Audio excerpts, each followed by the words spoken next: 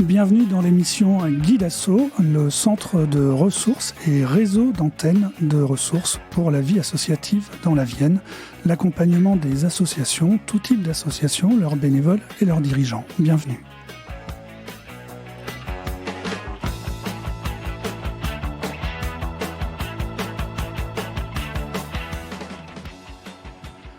Les émissions Guide Asso, à chaque émission une thématique différente. Aujourd'hui, nous allons aborder le DLA, dispositif local d'accompagnement, et nous recevons pour ça Agustin Casaban, chargé de mission du DLA pour la Nouvelle-Aquitaine. Bonjour Patrice. Bonjour. Alors du coup, je vais peut-être commencer par présenter un peu le dispositif. Donc le dispositif local d'accompagnement, plus connu comme le DLA, c'est un dispositif d'État qui existe depuis le début des années 2000 et qui a comme but l'accompagnement des structures d'utilité sociale, d'une façon générale des structures de l'ESS, donc associations coopératives, SIC, SCOP, etc. Aussi des structures qui ont l'agrément ESUS, des structures de l'insertion par l'activité économique qui peuvent avoir un statut de l'économie conventionnelle, qui sont employeuses avec le but donc de justement pérenniser les postes existants, voire créer de l'emploi au sein de ces structures. Ça concerne, en gros, nous, en tant que guide asso, on dit souvent que, par exemple, dans la Vienne, il y a 12 000 associations actives. Est-ce qu'il y a beaucoup d'associations qui viennent voir le DLA? Et j'imagine que tout le monde n'est peut-être pas complètement servi. Il y a des conditions d'accès à ce dispositif-là.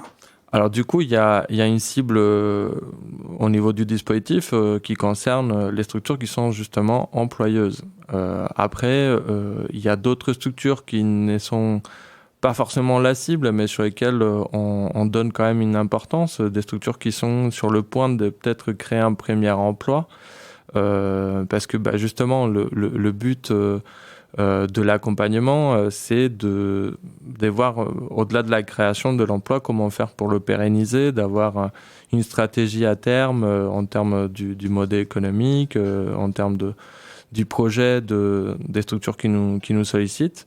Fondamentalement, c'est quand même des structures employeuses, mais ça peut être parfois des structures qui sont pas très loin, sur le point de créer un emploi pour la première fois, quoi.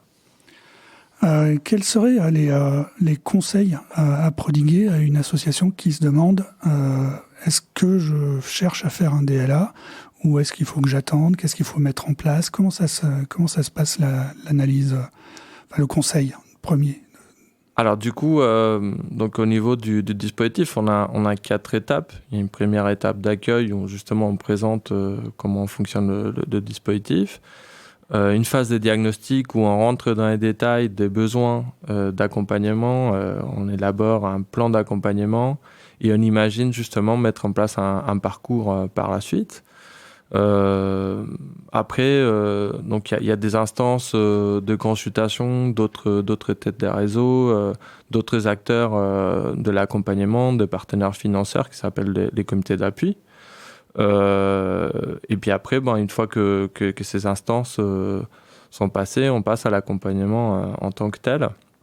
Donc, quand on rencontre les structures, il y a 3 grandes familles d'accompagnement. Donc, une famille autour plutôt du projet stratégique, une deuxième autour du modèle économique et une troisième sur l'organisation interne. Donc, peu importe la question sur laquelle on est sollicité, attention, on n'est pas que en train d'accompagner des structures qui sont en difficulté. Ça peut être des structures qui ont besoin de retravailler leur projet, par exemple, parce que ça fait longtemps, le temps passe.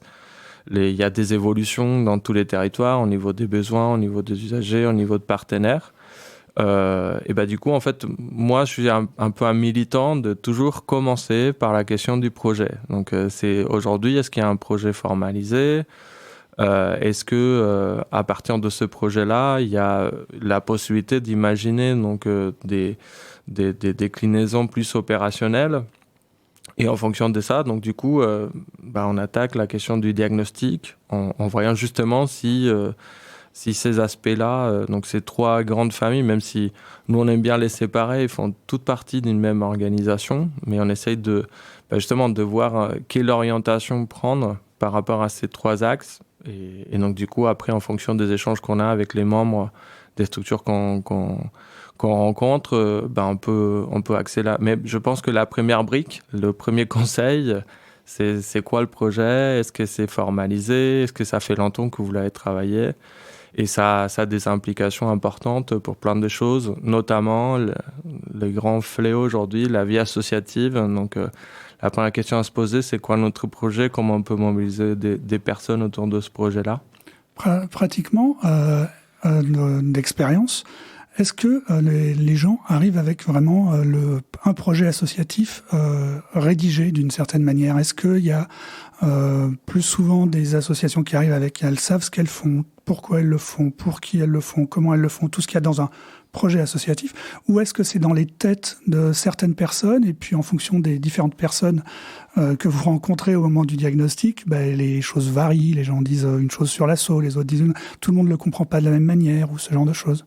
En fait, on a souvent la confusion entre ce qui c'est que l'objet social qui apparaît au tout début quand on a imaginé les statuts, ou même si on a fait évoluer un petit peu les statuts, et le projet de l'association qui peut évoluer en fait avec le temps.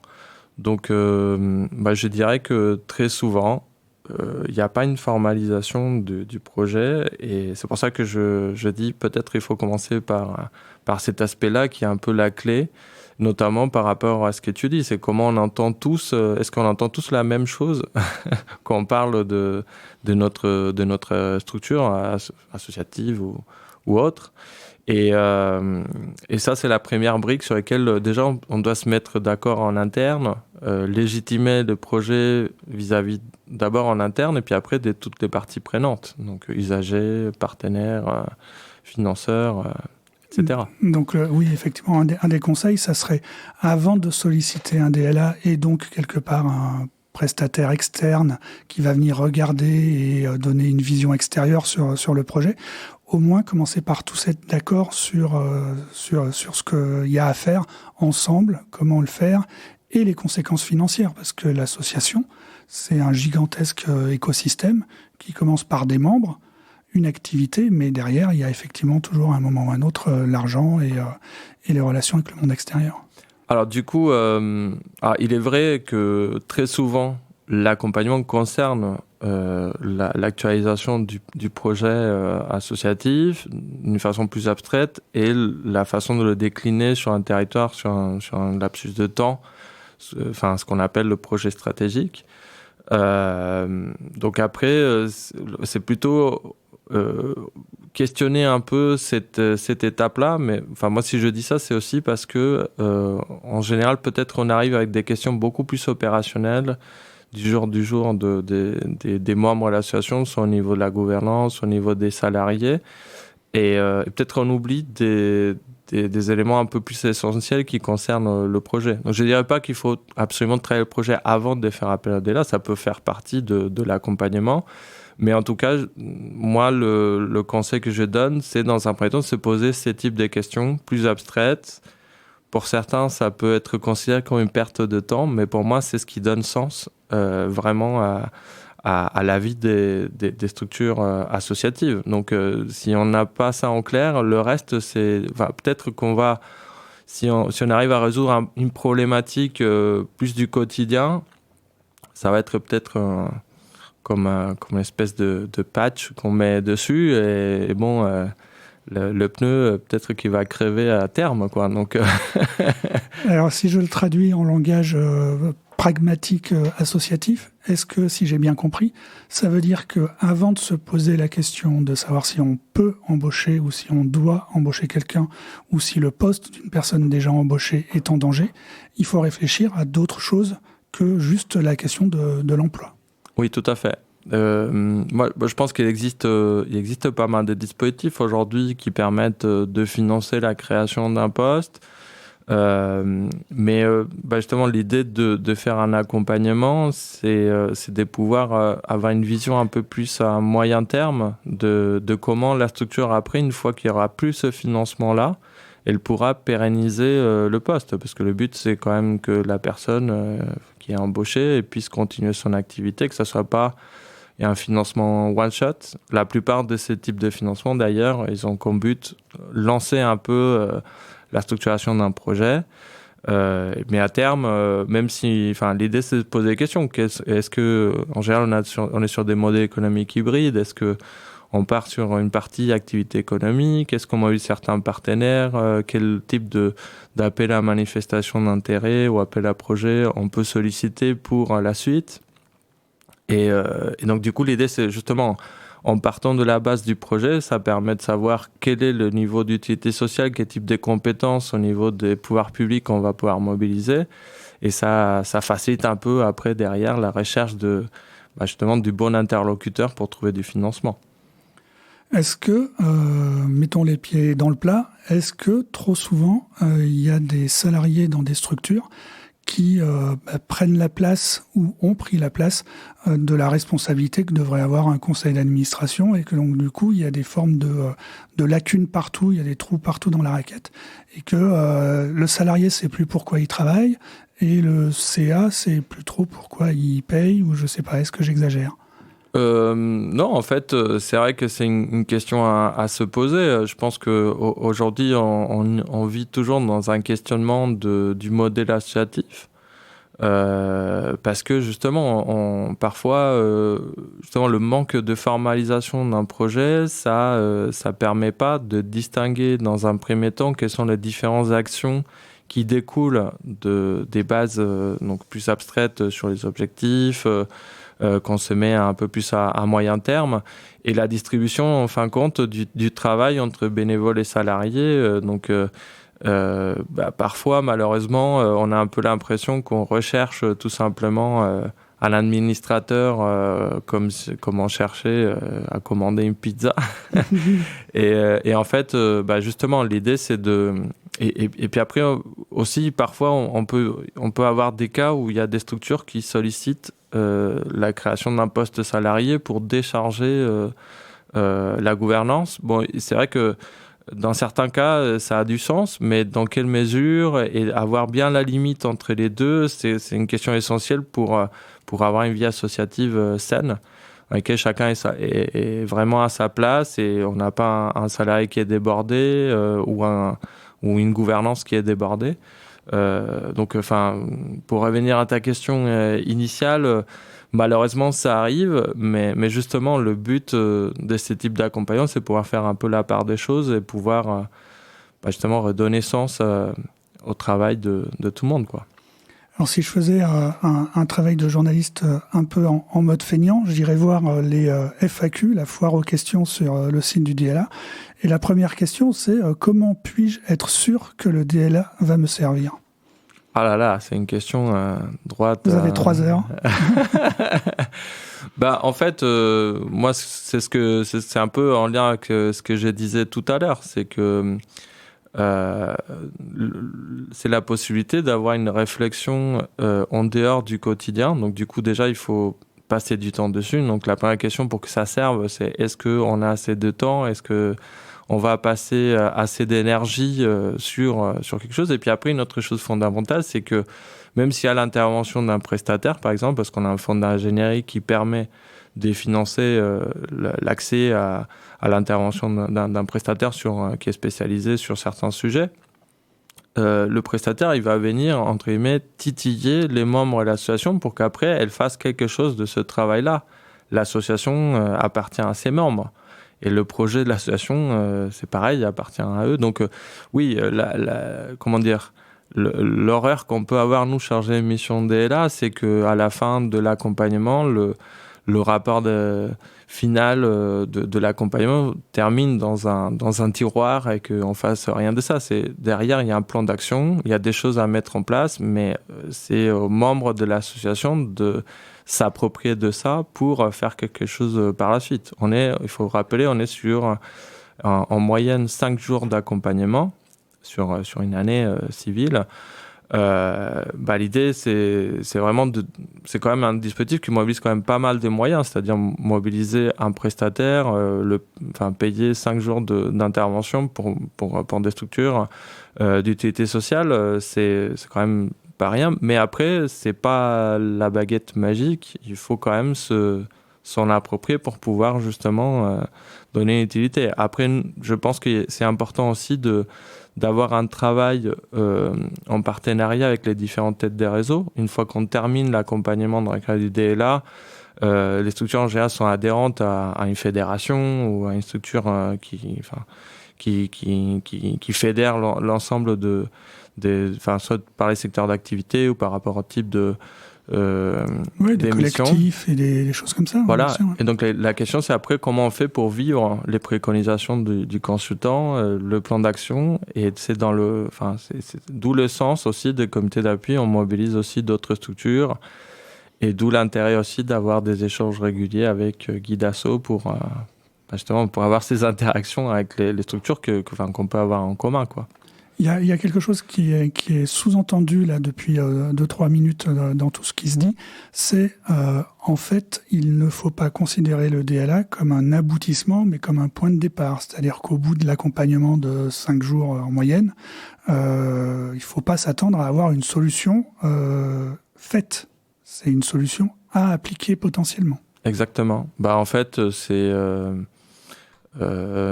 disons que c'est comme un médecin qui dit il faut suivre un certain traitement, mais il faut faire attention à ce qu'on mange, si on fait l'exercice ou pas, ça dépend du patient, quoi. Et combien ça coûte ? Alors combien ça coûte au niveau donc en gros on a 2 budgets. On a un budget plutôt de fonctionnement sur lequel on peut financer donc l'intervention des charges d'émission, toute la partie administrative, d'animation. Et puis après, l'autre budget, c'est le budget d'ingénierie. En particulier dans la Vienne, donc nous, c'est France Active Nouvelle-Aquitaine qu'on porte le DLA des PISA Création dans l'Ex-Poitou-Charentes, dans les 4 départements de l'Ex-Poitou-Charentes. Et donc, du coup, on a toujours eu une règle en accord avec nos financeurs qui est de demander un cofinancement auprès des structures qui est d'entre 15 et 30% de l'ensemble. Nous, on considère qu'une journée d'accompagnement, ça correspond à 1 000 euros TTC. Donc, en moyenne, on est sur 5 000 euros d'accompagnement. C'est les financeurs du DLA qui prennent en charge la plupart. Donc là, sur la Vienne, pour le coup, c'est l'État, la Banque des Territoires, la région de Nouvelle-Aquitaine, le département de la Vienne et Grand Poitiers, quand il s'agit des structures qui sont dans Grand Poitiers. On va prendre en charge entre 70 et 85%. Ceci dit, donc là, le but, c'est que derrière, on ait peut-être un peu plus de budget pour accompagner davantage des structures, qu'on puisse proposer des accompagnements collectifs gratuits qui ont sens par rapport aux besoins des structures qu'on rencontre.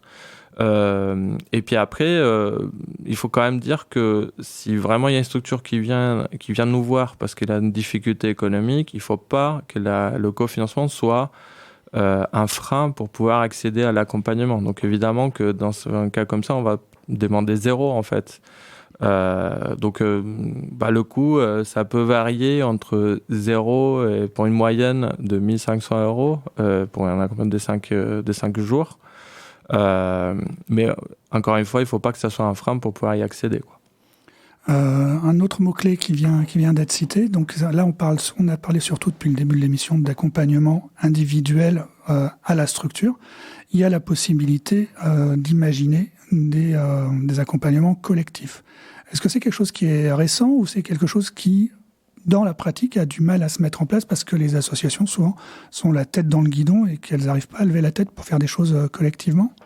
Alors en fait, les accompagnements collectifs existent depuis toujours. Il y a plusieurs façons de mettre en place un accompagnement collectif, c'est-à-dire que soit il y a une tête d'un réseau qui dit il y a plusieurs structures qui ont le même besoin, donc pour faciliter un peu les choses, on met en place un accompagnement qui concerne un peu tout le monde. Soit ça peut être, il y a certaines orientations qu'on ressent Et donc, du coup, on propose nous-mêmes un accompagnant sur un sujet, on voit comment ça répond, et puis en fonction de ça, on avance. Après, on peut pas dire que c'est parce que les structures ils s'emparent pas de la possibilité d'avoir un accompagnement collectif qu'on ne met pas forcément en place. Mais on essaye d'être attentif aux besoins des structures et évidemment que si on peut proposer sur un même besoin entre guillemets optimiser en proposant des accompagnements collectifs, c'est beaucoup plus simple. Après, il ne faut pas oublier aussi que pour ne pas effacer un peu les particularités de chacun, très souvent dans les accompagnements collectifs, on retrouve aussi des séances individuelles en parallèle pour justement avoir des parties communes qui concernent l'ensemble, mais après, en respectant un peu certaines particularités. Après chaque séance collective, on a une séance individuelle. Peut-être comme exemple pour se rendre compte, donc l'année dernière, on a eu pas mal on a eu le sentiment, en partenariat avec la CRES, qu'il y avait un besoin sur la diversification des financements, sur des financements privés. Donc on a organisé d'abord un webinaire avec justement une consultante qui est spécialisée sur la mobilisation des structures, des fondations, enfin des mécènes d'une façon générale. On a fait un événement, donc ça fait partie de l'animation, donc parce qu'on fait aussi, au-delà des accompagnants, on fait aussi de l'animation sur le territoire. On a fait un événement à Buxerolles où on a mobilisé 5 fondations qui sont venues, Fondation de France, la Fondation territoriale de la Vienne, la SNCF. Il y avait aussi la Fondation Massif et Agir la Mondiale, AG2R.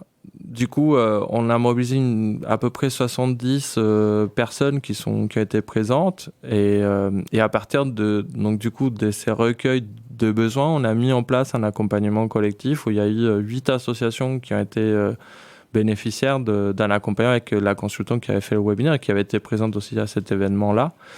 Et du coup, ça a été un accompagnement gratuit, entre guillemets, financé par rapport à ces cofinancements qu'on a récupérés courant l'année. Avec donc des vraies séances de travail pour qu'il en ressorte quelque chose de concret au maximum derrière, j'imagine. S'il y a d'autres projets et quand il y a d'autres projets de ce type-là qui se mettent en place, où est-ce que les gens peuvent trouver l'information ? En fait, nous, on essaye de communiquer au travers de nos moyens de communication, donc des réseaux sociaux, sur LinkedIn, sur Facebook. Après, je pense que c'est plutôt au travers d'une communication. Enfin, ce qu'on avait fait en tout cas pour cet accompagnement-là, on a quand même, après 20 ans de dispositif, on a quand même une base de données. On essaye d'envoyer un maximum et puis après on passe aussi par des partenaires qui font partie du comité d'appui ou qui sont financeurs. On essaie de balayer le plus large possible et sinon après il faut directement nous écrire, nous envoyer un mail ou nous appeler pour avoir ce type d'informations. Et du coup ça tend la perche pour plus ou moins clore l'émission, dans le sens où le DLA, c'est pas une période de subvention, c'est à l'année. Dès que les gens ont une question, une problématique, ils peuvent lancer le processus, solliciter, et il n'y a pas de période de l'année particulière pour ça en fait. Oui, tout à fait. Sauf peut-être pendant l'été où je suis en congé, mais non, mais sinon l'idée c'est d'accueillir la structure, de les orienter aussi, parce que parfois c'est au travers du DLA, ça peut être aussi d'autres dispositifs qui existent. L'idée c'est aussi de travailler en commun avec d'autres acteurs de l'accompagnement. Mais oui, à tout moment, on peut nous solliciter, discuter un peu des raisons d'être, des besoins d'accompagnement, soit au travers d'une conversation téléphonique, parfois ça suffit pour arriver à trouver une solution, soit après, par la suite, on passe à un rendez-vous, et on mobilise d'autres personnes de l'association, et à ce moment-là, on voit avec plus de détails ce qu'on peut faire dans le cadre du DLA, quoi. Est-ce que l'adresse info-DLA, je sais plus quoi, .fr est valide et les gens peuvent trouver toutes les infos là-dessus? Là, on a les informations au niveau national du dispositif. Ce qu'il faut peut-être clarifier, c'est qu'on est sur un dispositif qui se décline sur chacun des départements de la France et chacune des régions, donc avec des structures qui sont porteuses du dispositif dans chacune de ces instances territoriales. Et donc du coup, en fonction du territoire où l'on est, on peut au travers du site du InfoDLA trouver nos interlocuteurs donc, dans chaque territoire, quoi. Merci beaucoup. Voilà qui clôture une demi-heure d'interaction et d'information sur le dispositif local d'accompagnement. Merci. Merci à toi.